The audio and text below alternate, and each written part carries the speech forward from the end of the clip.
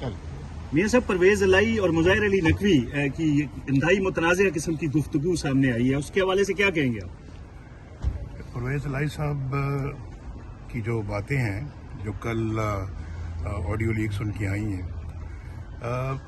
یہ تو بہت سنگین ہے جو انہوں نے مظاہر علی نقوی کے بارے میں جو باتیں کی ہیں. میں سمجھتا ہوں کہ اس سے زیادہ سنگین باتیں کسی سپریم کورٹ کے جج کے بارے میں اور کیا ہو سکتی ہیں. اور میں آپ کو یہ بتانا چاہتا ہوں، پاکستانی قوم نوٹ کر لے میری یہ بات کہ انہی کرداروں کی وجہ سے، مظاہر علی نقوی جیسے کرداروں کی وجہ سے آج پاکستان اس مقام پہ پہنچا ہے. اس میں کوئی شک نہیں ہے کہ ان لوگوں کی وجہ سے آج پاکستان جو ہے نا وہ لڑک رہا ہے، سر کے بل گر رہا ہے اور سنبھلنے کا نام نہیں لیتا. تو میں تو سمجھتا ہوں جی کہ یہ بہت ہی افسوسناک ہے، بہت سنگین ہے، اور اس کا ہر طریقے سے بھرپور نوٹس لیا جانا چاہیے.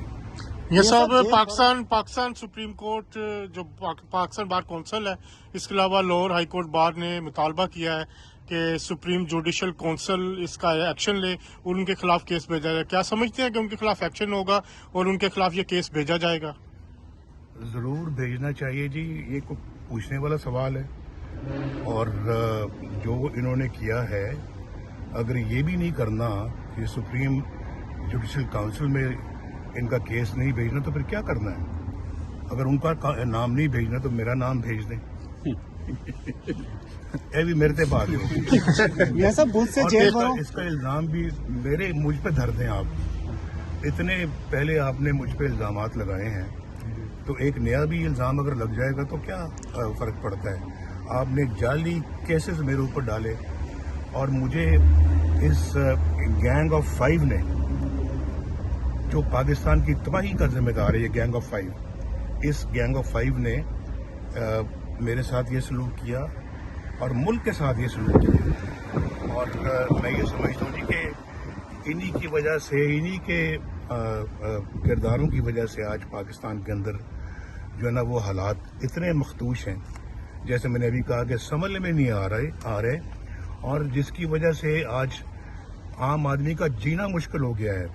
یعنی پاکستان کے معاشی حالات قابو میں نہیں آ رہے، پاکستان کے اندر بجلی قابو میں نہیں آ رہی، پاکستان کے اندر آج روٹی قابو میں نہیں آ رہی، آج پاکستان میں دالیں، سبزیاں قابو میں نہیں آ رہی.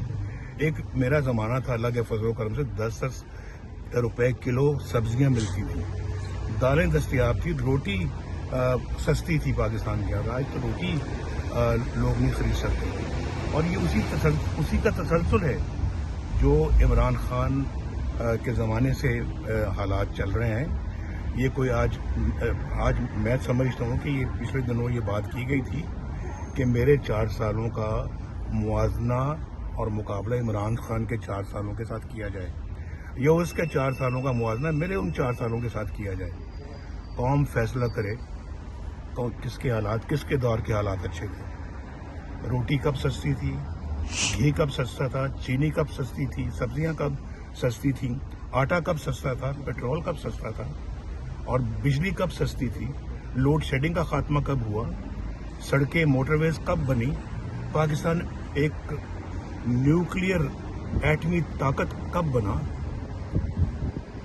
جواب قوم کو مل جائے گا. تو میرا خیال ہے کہ جواب ڈھونڈنا کوئی مشکل نہیں ہے.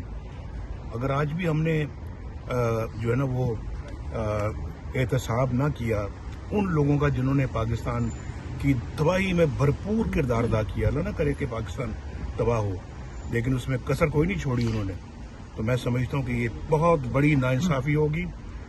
میں قوم کو بالکل یہ بات واضح طور پہ کہنا چاہتا ہوں، یہ نچوڑ ہے میری ساری اپنا جو ہے وہ تجربے کا، کہ ایسے کرداروں کو کبھی معاف نہیں کرنا چاہیے.